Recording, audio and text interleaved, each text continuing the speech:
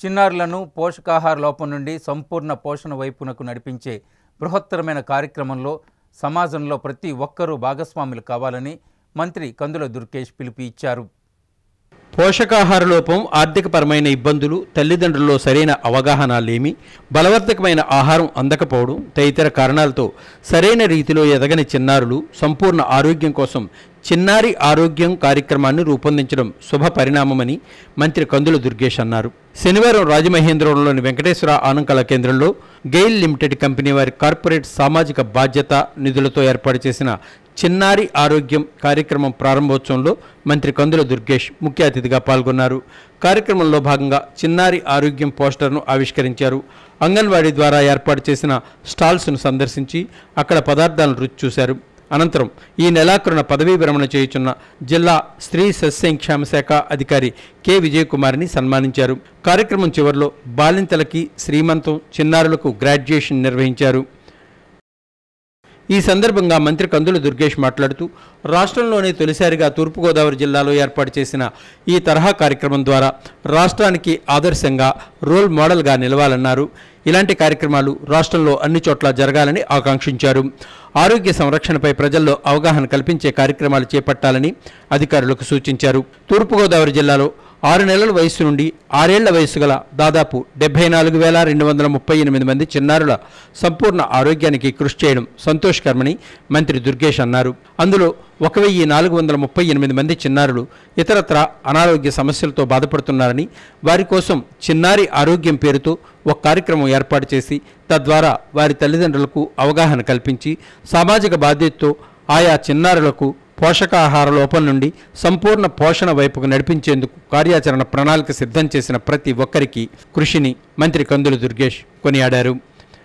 మొట్టమొదటిసారిగా ఈ జిల్లా నుంచే ప్రారంభమైన ఈ కార్యక్రమం రాబోయే రోజుల్లో రాష్ట్రం మొత్తం కూడా రెప్లికేట్ చేసి ఈ బెస్ట్ ప్రాక్టీసెస్ అన్నీ కూడా అక్కడ పూర్తి స్థాయిలో అమలు చేసి రాష్ట్రాన్ని ఆరోగ్య ఆంధ్రప్రదేశ్గా తయారు చేయడానికి, ముఖ్యంగా భావి భారత పౌరులుగా తయారయ్యేటువంటి చిన్నారుల యొక్క ఆరోగ్యం పట్ల ప్రత్యేకమైన శ్రద్ధ వహించాల్సిన బాధ్యత మన మీద ఉంది. కనుక రాబోయే రోజుల్లో హ్యూమన్ రిసోర్సెస్ అనేవి చాలా ప్రధానమైన అంశం అవుతుంది. అందువలన పిల్లల్ని ఎక్కువ కనాలనేటువంటి మాటను కూడా ముఖ్యమంత్రి గారు చెప్తా ఉన్నారు. దాంతోపాటు కంఠం మాత్రమే కాకుండా పిల్లల్ని ఆరోగ్యంగా పెంచడం అనేటువంటిది కూడా మనకు చాలా ముఖ్యమైన అంశం. వారు ఆరోగ్యంగా ఉంటేనే సమాజం ఆరోగ్యంగా ఉంటుందనేటువంటి మాటను మనం నమ్ముతాం. కనుక ఈ కార్యక్రమంలో ప్రభుత్వ సంస్థలు మాత్రమే పాల్గొనడం కాకుండా ప్రజాబాహుళ్యం కూడా, పౌర సమాజం కూడా, ఎన్జిఓలు కూడా అందరూ పాల్గొని సంపూర్ణంగా దీన్ని అమలు చేయడానికి వీలుగా ముందుకు వెళ్లాలనేటువంటి మాటని ప్రత్యేకంగా తెలియజేస్తూ ఇంత మంచి కార్యక్రమాలు రూపుదిద్దినటువంటి కలెక్టర్ గారికి మరొకసారి అభినందనలు తెలియజేస్తూ సెలవు తీసుకుంటున్నాను. నమస్కారం. జిల్లా కలెక్టర్ పి ప్రశాంతి మాట్లాడుతూ సమాజంలో ఎవరైతే ఆరోగ్య ప్రయోజనాలు పొందలేకపోతున్నారో, సరైన పోషక విలువలు కలిగిన ఆహారం పొందలేకపోతున్నారో అటువంటి వారిని గుర్తించి అందుకు అనుగుణంగా తగిన అవగాహన కల్పించడం ముఖ్య ఉద్దేశమన్నారు. పిల్లల ఆరోగ్యం, పోషక విలువలు పెంచే దిశగా తల్లిదండ్రులకు అవగాహన కల్పించడం జరిగిందన్నారు. వైద్య ఆరోగ్య శాఖను ఇందులో భాగస్వామ్యం చేయాలనే లక్ష్యం దిశగా అడుగులు వేస్తున్నట్లు చెప్పారు. గతంలో జిల్లాలో విజయవంతంగా చేపట్టిన బంగారు కొండ కార్యక్రమాన్ని మరింత సమర్థవంతంగా అమలు చేయాలనే ఉద్దేశంతో చిన్నారి ఆరోగ్యం కార్యక్రమం రూపకల్పన చేస్తున్నట్లు తెలిపారు. అందుకే ఈ సంవత్సరం ఈ ప్రోగ్రామ్ కి నోడల్ ఆఫీసర్ గా మన హెల్త్ డిపార్ట్మెంట్ నుంచి సెలెక్ట్ చేసుకోవడం జరిగింది. సో న్యూట్రిషన్ అనేది ఒక మంత్ లో మనం 1 డే వాళ్ళ ఇంటికి వెళ్ళి కిట్ ఇచ్చేసినంత మాత్రాన అవ్వదు. అది యూజ్ చేసే విధానం, అది యూజ్ చేసుకునేటప్పుడు ఎలాంటి ఇంపాక్ట్, ఎలాంటి రిజల్ట్స్ వస్తున్నాయి అనేది కూడా మనం అబ్జర్వ్ చేయాల్సిన అవసరం ఉంటుంది. మరీ ముఖ్యంగా సాన్ అండ్ నాన్ చిల్డ్రన్కి వచ్చేటప్పుడు వాళ్ళు ఏంటంటే అండర్ వెయిట్ ఉన్నారు, అదర్వైజ్ మనం ఏదైతే పారామీటర్స్ హెల్దీ చేయడానికి అనుకుంటామో వెయిట్లో కానీ, అదర్వైజ్ మసిల్ బిల్డప్లో కానీ, హైట్లో కానీ అలా లేదని అనుకుంటాం. కానీ మనం డీటెయిల్స్లోకి వెళ్తే ఏదో ఒక రీజన్ ఉంటుంది. జెనెటిక్ అయి ఉండొచ్చు, ఒక క్రానిక్ హెల్త్ డిసీజెస్ అయి ఉండొచ్చు, sometimes stomach. Joint collector S Chinnaramudu మాట్లాడుతూ కొన్ని వ్యాధులు వంశపారంపర్యంగా రావడం, సరైన పోషక విలువలు కలిగిన ఆహారం అందించలేకపోవడం, ప్రయాణ సమయంలో తగిన జాగ్రత్తలు తీసుకోకపోవడం వల్ల చిన్నపిల్లలు అనేక అనారోగ్య సమస్యల బారిన పడుతున్నట్లు పేర్కొన్నారు. పోషక విలువలతో కూడిన చిన్నారి ఆరోగ్యం కిట్ను చిన్నారి ఆరోగ్యం పిల్లలకు అందించి అది సక్రమంగా వినియోగించేలా చూస్తామని, చిన్నారి ఆరోగ్యం కార్యక్రమంలో గుర్తించిన పిల్లల తల్లిదండ్రులకు అవగాహన కల్పిస్తామని చెప్పారు. ఈ 2 వీలర్స్ మీద పిల్లలను ఎక్కడైనా పెళ్ళిళ్ళ కానీ పేరెంటాలు కానీ లేకపోతే ఎక్కడైనా బర్త్డే ఫంక్షన్ కానీ ఎక్కడైనా పోయేటప్పుడు ఆ పిల్లలకు తగిన జాగ్రత్తలు తీసుకోకుండా పిల్లలను ముందు కూర్చోబెట్టుకొని ప్రయాణం చేయడం చేత అటువంటి పిల్లలు చాలా వరకు ఆ వాతావరణానికి ఇదైపోయి శారీరక రోగాలు తెచ్చుకుంటూ అనారోగ్యంతో బాధపడుతూ చాలా పిల్లలు అలాగే జీవితంలో ఎదుగుదల లేకుండా పెరుగుదల లేకుండా వాళ్ళకు దగ్గు జలుబు ఇంకా రకరకాల వ్యాధులు వస్తూ చనిపోయిన దాఖలాలు కూడా చాలా ఉన్నాయి. కాబట్టి ప్రతి ఒక్కరు గ్రహించాల్సింది ఏంటంటే ప్రయాణం చేసేటప్పుడు 2 వీలర్లో అంటే మోటార్ సైకిల్ బైక్ పోయేటప్పుడు పిల్లలకు తగిన జాగ్రత్త తీసుకొని ప్రయాణం చేయాలి. ఈ కార్యక్రమంలో గెయిల్ ప్రతినిధులు జనరల్ మేనేజర్ వైఏ కుమార్, జిల్లా స్త్రీ శిశు సంక్షేమ శాఖ అధికారి కె విజయకుమారి, గెయిల్ ప్రతినిధులు deputy general manager HR DV Prabhakar, DGM K Rajan, Amaravati solutions Anil Kumar, DMHO K Venkateswara Rao, deputy DMHO Vasundhara, RMC ICDS సిబ్బంది తదితరులు పాల్గొన్నారు. చురుగ్గా లేకపోవటం, గ్రహించే శక్తి లేకపోవటం, చాలా వరకు మందమతుల్లో అయిపోవటం, అలా కాకపోతే కొన్నిసార్లు ప్రాణాపాయ స్థితిలోకి వెళ్ళటం, ఇవన్నీ జరుగుతూ ఉంటాయి. కాబట్టి మన జిల్లాలో ఈ పిల్లల్ని అలా కాకుండా మనం కాపాడుకోవాలని కలెక్టర్ మేడం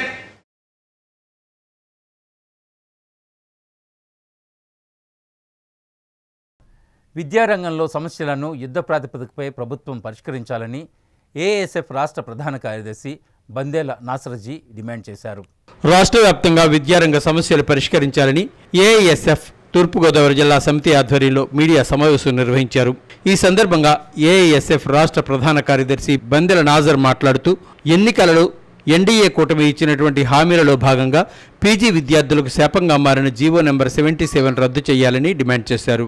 వైసీపీ ప్రభుత్వం పేద మధ్యతరగతి విద్యార్థులకు ఉన్నత చదువులకు దూరం చేసే పద్ధతిలో జీవో నెంబర్ 77 తీసుకువచ్చి కేవలం ప్రభుత్వ విద్యా సంస్థలు చదివే వారికి మాత్రమే ఫీ రియంబర్స్మెంట్ పథకం వర్తింపజేస్తుందని, ప్రైవేట్ విద్యా సంస్థల్లో పీజీ చేసే విద్యార్థులకు ఫీ రియంబర్స్మెంట్ వర్తించదని జీవో నెంబర్ 77 తీసుకోవడం జరిగిందన్నారు. తక్షణమే జీవో నెంబర్ 77 రద్దు చేయాలని డిమాండ్ చేశారు. రాష్ట్ర వ్యాప్తంగా వేలాది మంది విద్యార్థులతో కిటకిటలాడుతున్న యూనివర్సిటీల్లో రాష్ట్ర వ్యాప్తంగా కామన్ ఎంట్రన్స్ టెస్ట్ తీసుకోవడం వల్ల యూనివర్సిటీలో విద్యార్థులు లేనటువంటి దౌర్భాగ్యమైనటువంటి పరిస్థితి ఈ రాష్ట్రంలో నెలకొందన్నారు. రాష్ట్ర ప్రభుత్వం యూనివర్సిటీలను బాగుపరచాలంటే రాష్ట్ర వ్యాప్తంగా ఉన్న కామన్ ఎంట్రన్స్ ప్రవేశ పరీక్షను రద్దు చేసి ఏ యూనివర్సిటీకి సంబంధించిన పరీక్ష ప్రవేశ ఆ యూనివర్సిటీయే నిర్వహించే విధంగా చూడాలని డిమాండ్ చేశారు. రాష్ట్ర వ్యాప్తంగా డిగ్రీ, ఇంజనీరింగ్, పీజీ చదువుతున్న విద్యార్థులకు పెండింగ్లో ఉన్న ఫీ రియంబర్స్మెంట్, వసతి దీవెన బకాయిలు తక్షణమే విడుదల చేయాలన్నారు. తూతూ మంత్రంగా 788 కోట్ల రూపాయలు రాష్ట్ర ప్రభుత్వం విడుదల చేసి చేతులు దులుపుకుందన్నారు. మాకు కావలసింది 788 కోట్లు కాదు, 3580 కోట్ల రూపాయలు విడుదల చేయాలని డిమాండ్ చేశారు. రాష్ట్ర వ్యాప్తంగా విశ్వవిద్యాలయాల్లో ఖాళీగా ఉన్న professor, assistant professor, teaching, non teaching పోస్టులను భర్తీ చేయాలని పేర్కొన్నారు. రాష్ట్ర వ్యాప్తంగా విద్యారంగంలో నెలకొన్న సమస్యలు పరిష్కరించాలని రాష్ట్ర ప్రభుత్వాన్ని డిమాండ్ చేశారు. లేని పక్షంలో రాష్ట్ర వ్యాప్తంగా ఉద్యమాలకు శ్రీకారం చుడతామని రాష్ట్ర ప్రభుత్వాన్ని హెచ్చరించారు. ఈ కార్యక్రమంలో ఏఐఎస్ఎఫ్ జిల్లా ప్రధాన కార్యదర్శి చింతలపూడి సునీల్, జిల్లా ఉపాధ్యక్షులు కె శ్రీనివాస్, ఈ చరణ్ తదితరులు పాల్గొన్నారు. పూర్తి స్థాయిలో విద్యా సమస్యల్ని పక్కన పెట్టేసి మీ సొంత స్వలాభం కోసం చూసుకుంటూ ఉన్నారు. కాబట్టి విద్యారంగ సమస్యలు పరిశీలించకపోతే మాత్రం ఏఐఎస్ఎఫ్ ఆధ్వర్యంలో రాష్ట్ర వ్యాప్తంగా వచ్చే నెల నుండి పెద్ద ఎత్తున ఆందోళన కార్యక్రమాలు చేపడతామని హెచ్చరిక జారీ చేస్తారు. పాకిస్తాన్తో పూర్తిస్థాయి యుద్ధం వస్తే వాటి పరిణామాలను ఎదుర్కొనేందుకు తూర్పుగోదావరి జిల్లా యంత్రాంగం సిద్ధంగా ఉంది. అయితే పూర్తిస్థాయి యుద్ధం వచ్చినా కోస్తా జిల్లాల్లో పెద్దగా ప్రభావం ఉండకపోవచ్చని అధికారులు చెబుతున్నారు. ఇండో పాక్ యుద్ధ పరిస్థితుల నేపథ్యంలో ప్రత్యేక కథనాన్ని వీక్షించండి.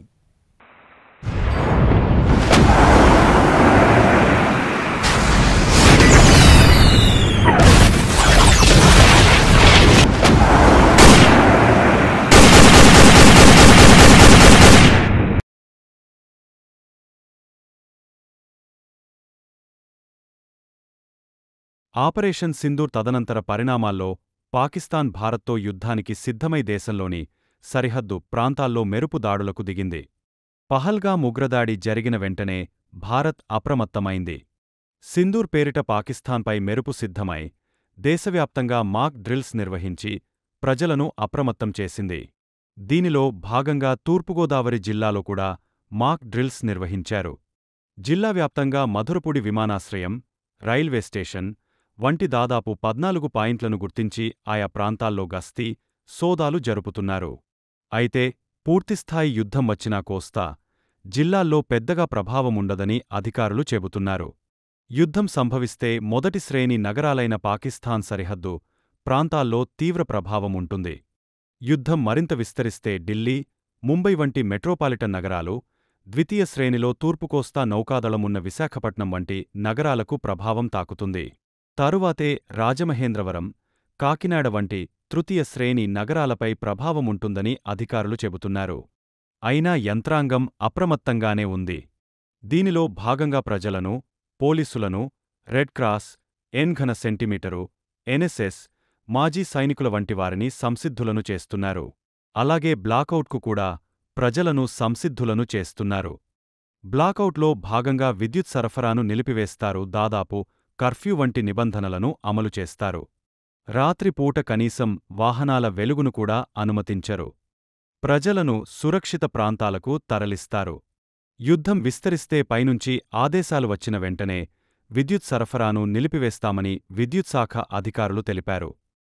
తూర్పుగోదావరి జిల్లా రాజమహేంద్రవరం యావత్తు పోలీస్ స్టేషన్స్, అలాగే సర్కిలు, సబ్ డివిజను, జిల్లా మొత్తము పోలీసుల్ని అప్రమత్తం చేసి ఈ విపత్తులకి ఎట్టి పరిస్థితుల్లో కూడా ఏమరపాటు లేకుండా ఎవరి డ్యూటీస్ వాళ్ళకి తెలియపరచడమైనది. ఈ విధంగా మనము ఈ విపత్తులు ఎదుర్కోవడానికి మాకు కావలసిన ఆర్మడ్ రిజర్వ్ ఫోర్స్ని, అలాగే ఫైర్ సర్వీస్ డిపార్ట్మెంటు, మిగతా మెడికల్ రకరకాల డిపార్ట్మెంట్లను కూడా మేము అనుసంధానం చేసుకొని రైల్వే పోలీసులు అలాగే అందరితో పాటు మేము కొన్ని స్ట్రాటజిక్ పాయింట్స్ అవి గుర్తించాము. ఆ స్ట్రాటజిక్ పాయింట్స్ అంటే పబ్లిక్ ఎక్కువగా అక్కడ గుమిగూడి ఉంటారు. సో అలాంటి చోట్ల మేము నిఘా పెట్టుకొని మా చక్కని ప్రణాళికతోటి ఈ 10 రోజులు వారి అంటే ఉగ్రదాడి నుంచి మేము రక్షణ పొందడానికి ఏమేమి అవసరమో అవన్నీ జాగ్రత్తలు తీసుకుంటాము. ఆ విధంగా మేము ఆల్రెడీ కొన్ని పాయింట్స్ దగ్గర చెకింగ్ చేశాము. డాగ్ స్క్వాడ్ లేదా మిగతా ఏఎస్ చెక్ అంటాము, యాంటీ సబటేజ్ చెక్, ఇటువంటివన్నీ చేస్తున్నాము. ఇవన్నీ చేస్తూ ప్రజలను అప్రమత్తం చేస్తున్నాం. ఎందుకంటే ప్రజల ద్వారా, పత్రికా రంగం ద్వారా మాకు ఏదైనా సమాచారం ముందు వస్తుంది. ఆ సమాచారాన్ని బట్టి మేము మా ఫోర్సెస్ అలాగే మా డివైసెస్ అంటే మాకు డ్రోన్ కెమెరాలు, సీసీ కెమెరాలు ఇటువంటివి కూడా సాంకేతికంగా మేము సహాయం తీసుకుని ముందుకు వెళ్తున్నాము. ఈ విపత్తు నిర్వహణలో ఖచ్చితంగా మేము టైమ్లీ ఎఫెక్టివ్ చేస్తాము. ఆ విధంగా పౌరులకు రక్షణ కల్పించడానికి పౌరుల సహాయం కూడా తీసుకొని, అనగా కాలేజీలు, ఎన్సీసీ, ఎన్ఎస్ఎస్, స్కౌట్స్, అలాగే ఇవి రెడ్ క్రాస్ కూడా మాకు సపోర్ట్గా ఉన్నారు. ఏ నిమిషంలోనైనా వాళ్ళు కూడా అప్రమత్తం అయ్యేలాగా మాకు సహాయంగా ఉండి మాతో కలిపి నడవడము, మాతో కలిపి మాక్ డ్రిల్లో పాల్గొనడం ఇవన్నీ చేస్తున్నారు. సో ఇవన్నీ మనము ప్రాక్టికల్గా చేసి చూపిస్తున్నాము అందరికీ డెమో ద్వారా. ఆ డెమోలో మెడికల్ వాళ్ళు ఒక గుండె ఆడదు లేకపోతే గుండె ఆగిపోయే నిమిషంలో ఏ విధంగా ఆ ఒత్తిడి ఇచ్చి ఆ ఛాతీ మీద అతన్ని పూర్తిగా ప్రాణం పోకుండా కాపాడగలము అనేది కూడా నిన్న జీటీ రోడ్డు దగ్గర మన ఆర్డీఓ గారు, జాయింట్ కలెక్టర్ గారు, మేము అక్కడ ఏర్పాటు చేసినప్పుడు ఆ గ్యాదరింగ్కి అందరూ సమక్షంలో చూపించారు. అలాగే ఫైర్ సర్వీస్ వారు వారి యొక్క సాధనాల ద్వారా ఒక బిల్డింగ్ అక్కడ కిందని కూలిపోయినప్పుడు మనుషులు ఉన్నారా లేదా కనిపెట్టడానికి ఆ సాధనాలు తప్పనిసరిగా అక్కడ మనిషి ఉన్నారని గుర్తిస్తాయి. అలాగే వారిని బయటకు తీయడానికి అడ్డంగా ఉన్న ఒక గోడలు ఆ శిథిలాలని అక్కడికక్కడే కట్ చేయడానికి మంచి సదుపాయము వాళ్ళ దగ్గర సాధనాల ద్వారా ఏర్పడి ఉంటుంది. దాని సహాయంతో మనిషిని వెంటనే బయటకు తీసి ఆ మనిషిని స్ట్రెచ్చర్ లేనప్పుడు ఒక దుప్పటి లాంటిది పెట్టుకొని నేల మీద పరిచి దాని మీద ఆ వ్యక్తిని పడుకోబెట్టి నలుగురు ఒక మనిషిని ఒక్కడే తీసుకెళ్ళకుండా నలుగురు కలిపి 4 చివర్లో దుప్పటి పట్టుకొని తీసుకొని వెళ్ళడం. అలాగే ఒక మనిషిని ఎత్తుకొని తీసుకెళ్ళడానికి అవలీలగా ఎత్తుకోవచ్చు ఆ ప్రాక్టీస్ ద్వారా. ఇటువంటివన్నీ చూపించారు ఫైర్ సర్వీస్ వాళ్ళు. సో ఈ నిపుణులు చూపించిన దాన్ని బట్టి పబ్లిక్ కూడా ఈ సాధనాలు లేదా ఈ ట్రిక్కులు ఉపయోగించి తప్పనిసరిగా విపత్తులో ఎవరైనా ప్రాణాపాయ స్థితిలో ఉంటే వారిని కాపాడవచ్చు, వారిని హాస్పిటల్కి తీసుకొని వెళ్ళవచ్చు, లేదా ఫస్ట్ ఎయిడ్ చేయవచ్చు. ఇటువంటివన్నీ మేము ఈ 10 రోజులు చేసి ఎక్కడ ఏ ఆపద రాకుండా పౌరులను రక్షించడానికి ప్రయత్నం చేస్తాం. స్పెషల్ బెటాలియన్ పోలీసుల్ని పారామిలిటరీ అంటారండి. అంటే మిలిటరీకి అనుబంధంగా ఉండే పోలీసులు, అవసరమైతే మిలిటరీకి వారు సహాయం చేస్తారు. మేము సివిల్ పోలీసులు ప్రత్యక్షంగా అక్కడ ఏదైనా శిథిలాల కింద ఎవరైనా క్షతగాత్రులు ఉన్నారా, అలాగే అగ్ని ప్రమాదం జరిగింది, అక్కడ సమ్ ప్రాపర్టీ అక్కడ కాలిపోవచ్చును అనే డౌట్ ఉంటే వెంటనే మేము ఫైర్ సర్వీస్ వాళ్ళ సహాయం తీసుకొని అక్కడ అగ్ని ప్రమాదాన్ని నివారించడము, ఇటువంటివన్నీ మేము సివిల్ అంటే పబ్లిక్ ఎక్కడున్నారో వారికి అనుబంధంగా ఉంటాం. అది మా ఎక్స్ సర్వీస్ మెన్ని మాకు పేర్లు అవి ఉండే వాళ్ళని పిలుస్తామండి. మా SHO గారు ప్రతి పోలీస్ స్టేషన్ ఏరియాలో వాళ్ళకి ఐడియా ఉంటుంది, వాళ్ళ దగ్గర లిస్ట్ ఉంటుంది. మేము ఎలక్షన్ల ముందు ఎలా అయితే వాళ్ళ వివరాలు నామినల్ రోలు తీసుకొని బందోబస్తుకు ఉపయోగిస్తామో ఈ విపత్తుల నిర్వహణలో కూడా వారిని ఉపయోగించుకుంటామండి. Thank you. As per CM గారి డైరెక్షన్స్ మేరకు మన జిల్లా కలెక్టర్, జాయింట్ కలెక్టర్ ఆదేశాల మేరకు మనకు సిటిజన్ని ఫస్ట్ ప్రిపేర్ చేయాలని చెప్పారు. ఏదైనా యుద్ధము ఇలాంటివి ఏదైనా ఎయిర్ స్ట్రైక్ జరిగినప్పుడు ఎలా యాక్ట్ చేయాలి, మనం ఎలా ప్రిపేర్డ్గా ఉండాలి, ఎలా యాక్టివ్గా రెస్పాండ్ అవ్వాలి అనే దాని మీద నిన్న మనం మాక్ డ్రిల్ చేసాము. నెక్స్ట్ ప్రతి సిచ్యువేషన్ని ఎలా హ్యాండిల్ చేయాలనేది ప్రతి పర్సన్కి ఇన్ఫామ్ చేయమని చెప్పారు. సో బ్లాక్అవుట్ అంటే ఏంటి సార్?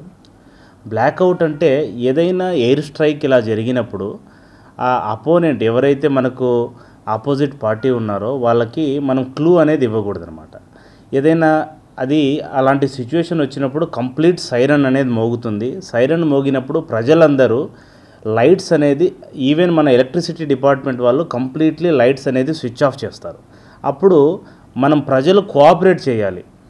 ఎవరు జనరేటర్స్ ఆన్ చేయకూడదు, ఈవెన్ ఇన్వర్టర్స్ ఆన్ చేయకూడదు.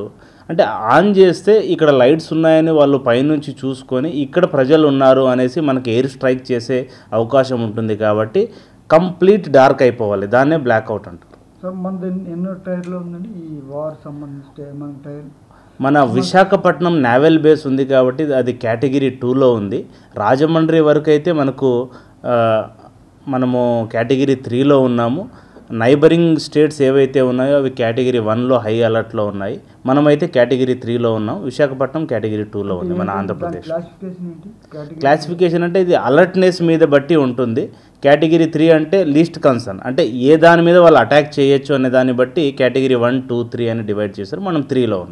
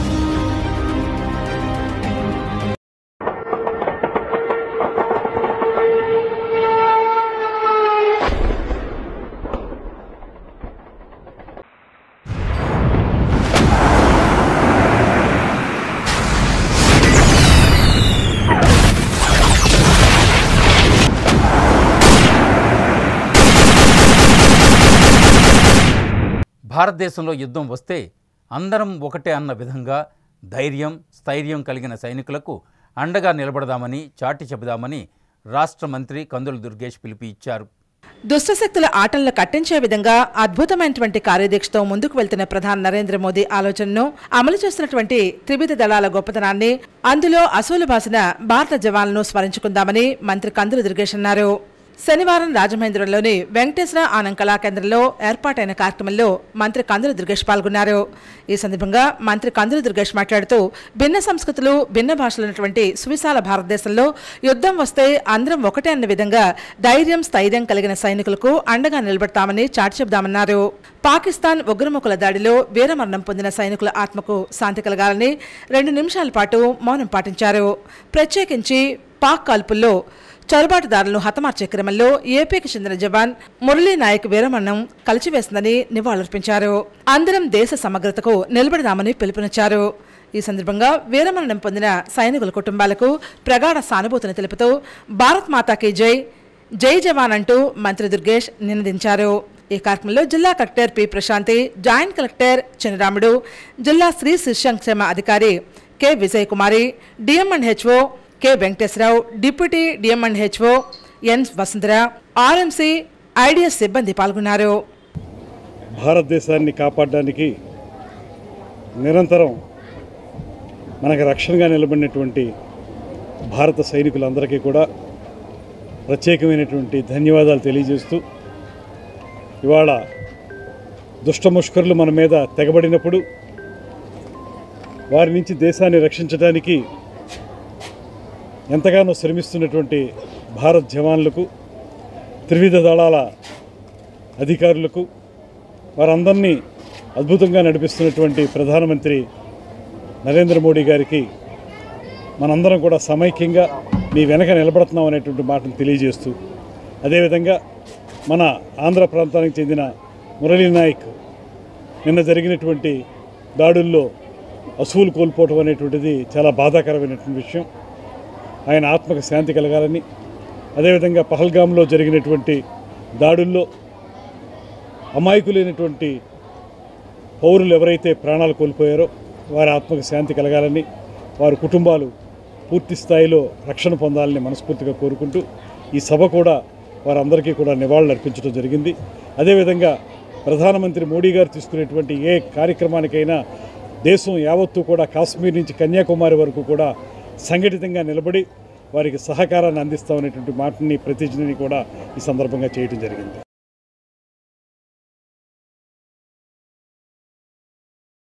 అభివృద్ధిని స్మరించి ప్రారంభోత్సవాలకే పరిమితమయ్యారని మాజీ ఎంపీ వైఎస్ఆర్ కాంగ్రెస్ పార్టీ రాష్ట్ర అధికార ప్రతినిధి మార్గాని భరత్రాం ఆగ్రహం వ్యక్తం చేశారు. ఎంతో పోరాటం చేసి త్రికరణ శుద్ధితో మోరంపూడి ఫ్లైఓవర్ నిర్మాణం పూర్తి చేయిస్తే అప్రోచ్ రోడ్లు, లైట్లు వేయించాలన్న కనీస జ్ఞానం కూటమి ప్రభుత్వానికి లేకపోవడం దారుణమని మాజీ ఎంపీ వైఎస్ఆర్ కాంగ్రెస్ పార్టీ రాష్ట్ర అధికార ప్రతినిధి మార్గాన్ భరత్రాం విమర్శించారు. గోదావరి జిల్లాలకు ప్రధాన జాతీయ రహదారి, అందున కీలకమైన జంక్షన్గా ఉన్న మోరంపూడి జంక్షన్లో వేలాది యాక్సిడెంట్లు జరగడం, వందల మంది ప్రాణాలు కోల్పోవడం అందరికీ తెలిసిందేనని, అందుకే పట్టుబట్టి ఇక్కడ ఫ్లైఓవర్ నిర్మాణం చేయించామని ఆయన అన్నారు. మోరంపూడి ఫ్లైఓవర్ దగ్గర వైసీపీ శ్రేణులతో కలిసి భరత్రాం నిరసన కార్యక్రమం నిర్వహించారు. అక్కడ గోతులను మట్టితో పూడ్చారు. ఈ సందర్భంగా ఆయన మాట్లాడుతూ తాము కట్టించిన ఫ్లైఓవర్కి కూటమి ప్రభుత్వం రిబ్బన్ కత్తిరించడం మినహా ఎలాంటి సౌకర్యాలు కల్పించలేదని వాపోయారు.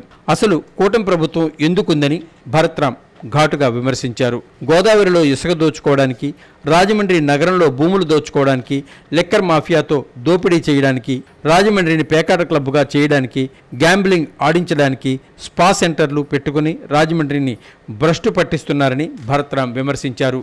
వీటన్నిటిపై గల శ్రద్ధ ఫ్లైఓవర్ నిర్మాణం పూర్తయి ప్రారంభించి కూడా ఏడాదైనా సరే ఇక్కడ అప్రోచ్ రోడ్లు వేయించడమే శ్రద్ధ ఎందుకు లేదని ఆయన అన్నారు. ఇప్పుడు సర్వీస్ రోడ్లు కూడా వేయలేకపోయారని, కనీసం ప్యాచ్ వర్క్లు కూడా చేయించకపోవడం బాధాకరమని అన్నారు. ప్రజల బాధలు చూసి డస్ట్ చిప్స్ రప్పించి ఇక్కడ గతుకుల్లో వేసి ప్యాచ్ వర్కులు చేయిస్తున్నామని ఆయన అన్నారు. ఇది చాలా బాధాకరమని ఆయన పేర్కొన్నారు.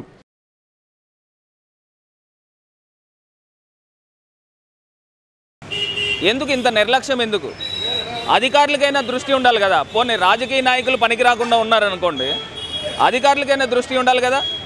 ఆ ఫ్లైఓవర్ పీడీ నేషనల్ హైవే పీడీని ఇక్కడ పిలిపించి ఇమీడియట్గా నాకు 4 రోజుల్లో రోడ్ కంప్లీట్ అవ్వాలంటే చేయడండి.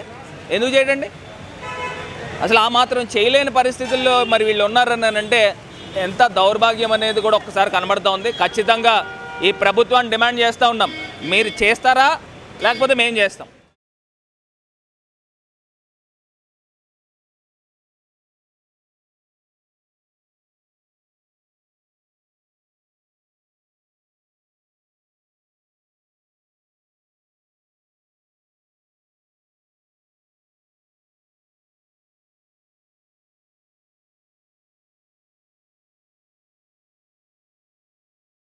ఉగ్రదేశం పాక్పై త్రివిధ దళాలు విజయం సాధించాలి, భారతదేశానికి దేవుడు కూడా రక్షణ కల్పించాలని బీజేపీ శ్రేణులు దేవాలయాల్లో పూజలు చేస్తున్నారు. త్రివిధ దళాలకు భారతదేశానికి దేవుడు రక్షణ కల్పించాలని రాష్ట్ర అధ్యక్షులు దగ్గుపాటి పురంధరేశ్వరి పిలుపు మేరకు బీజేపీ రాష్ట్ర నాయకుడు క్షత్రియ బాలసుబ్రహ్మణ్య సింగ్ ఆధ్వర్యంలో స్థానిక గోదావరి గట్టున ఉన్నటువంటి మార్కండేయేశ్వర స్వామివారి ఆలయం వద్ద పార్టీ శ్రేణులతో కలిసి అభిషేకాలు పూజలు చేశారు. అనంతరం దేశ రక్షణ విషయంలో భారత ప్రధాని ఏ విధమైన పిలుపునిచ్చినా తమ అందరం సైనికుల వలె పనిచేస్తామని, దేశ రక్షణలో భాగస్వాములు అవుతామని ప్రతిజ్ఞ చేశారు. ఈ కార్యక్రమంలో బీజేపీ నాయకులు పొట్లూరు రామ్మోహన్ రావు, బోరా రామచంద్రరావు, మండల అధ్యక్షుడు కమలేష్ జైన్, ప్రసాద్ కారుమూరి, సురేష్ ఆర్ సంజయ్, సోమేష్, పసిడ్రెడ్డి గోవింద్, ఆశాలత, సురేంద్ర, రాజేశ్వరి, మెండరాము, స్థానిక ప్రజలు పెద్ద ఎత్తున పాల్గొన్నారు. పొరుగు దేశానికి మరి ఎప్పుడు కూడా ఇలాంటి కార్యక్రమాలు చేయకుండా, ఇలాంటి భారతమే కాలు తవ్వకున్నటువంటి గట్టి చర్యలు తీసుకోవాలని చెప్పి ఈ రాబోయే రోజుల్లో వివిధ దళాలకి ప్రజల మద్దతు అందరూ కూడా సంపూర్ణంగా ప్రకటించాలని తెలియజేసుకుంటూ,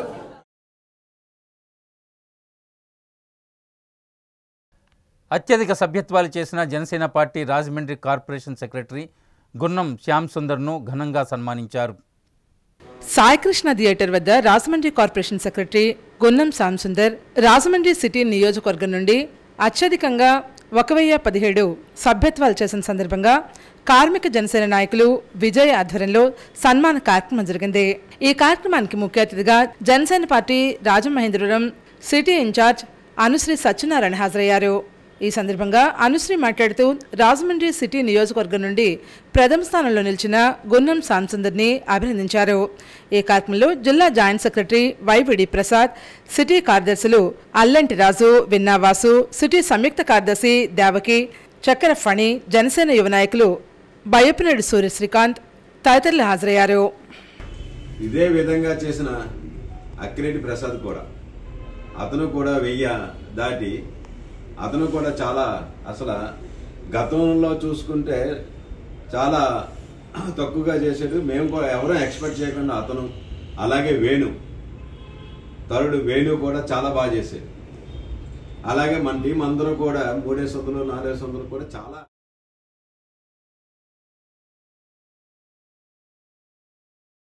ధీర వనితలు కల్నల్ సోఫియా ఖురేషీ, వ్యోమిక సింగ్ త్రివిధ దళాల సైన్యానికి, ప్రభుత్వానికి అభినందనలు తెలియజేస్తూ హిందూ చైతన్య వేదిక ఆధ్వర్యంలో ర్యాలీ నిర్వహించారు. రాజమహేంద్రం కోటపల్లి బస్టాండ్ స్వతంత్ర సమరయోధుల పార్కు నుండి సరస్వతి ఘాట్ వరకు ర్యాలీ జరిగింది.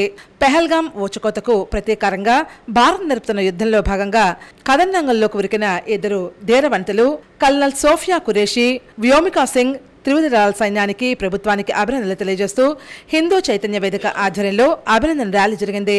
ఈ సందర్భంగా ర్యాలీకి నేతృత్వం వహించిన రాజమండ్రి ప్రముఖ మహిళా న్యాయవాది ఆదిలక్ష్మి మాట్లాడారు. భారత స్త్రీ మాతృస్వరూపునే కాదు, శక్తి స్వరూపం అని కర్నల్ సోఫియా ఖురేషీ, వ్యోమికా సింగ్ ధీరవంతులని ప్రశంసించారు. ఈ దాడిలో ప్రాణాలను అర్పించిన భారత జవాన్లకు, వారి కుటుంబాలకు ప్రగాఢ సానుభూతిని తెలియజేశారు. ఈ ర్యాలీలో రవిశంకర్, సూరిబాబు, సీనియర్ న్యాయవాది అంబటి మురళి, రిషి, రఘునరేష్, వీరభద్రరావు, మహిళా న్యాయవాది భాగ్యలక్ష్మి, ఆర్ఎస్ఎస్ కార్యకర్తలు వై విశ్వనాథ్, సత్యబాబు, శ్రీనివాస్, నాగభూషణం, లక్ష్మీనారాయణ, పలువురు మహిళలు పాల్గొన్నారు.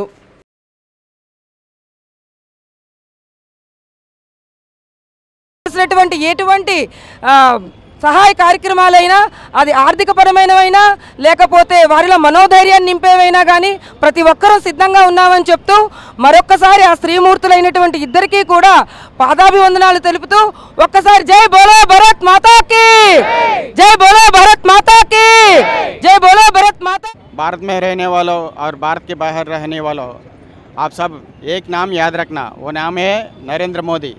याद रखना ये नाम नरेंद्र मोदी। भारत माता की जय, भारत माता की, भारत माता की।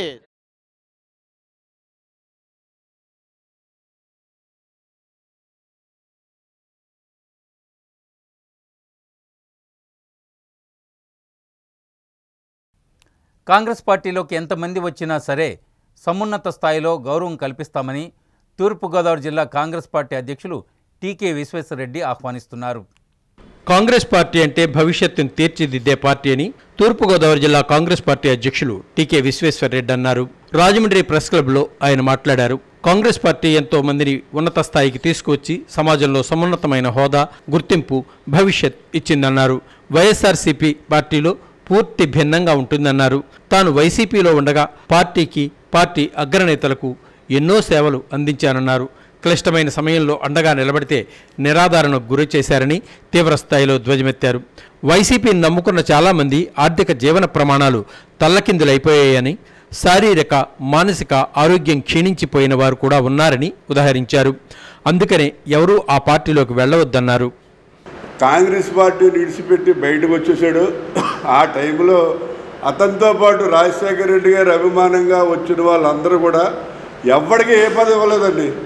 అటు పార్టీలోనూ కూడా పదవి ఇవ్వలేదు, ఇటు గవర్నమెంట్లో కూడా పదవి ఇవ్వలేదు. ఎంతసేపు దాచుకోవడం తెలిసిన వాళ్ళకి పదవులు ఇచ్చాడు తప్ప తనను నమ్మి తనకు మద్దతుగా ఇచ్చిన వాళ్ళకి ఎవరికో కూడా అతను పదవులు ఇవ్వలేదు.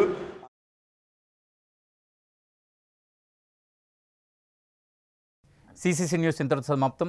తిరిగి మళ్ళీ ప్రసారమయ్యే సిసిసి న్యూస్లో కలుసుకుందాం. అంతవరకు సెలవు. నమస్కారం.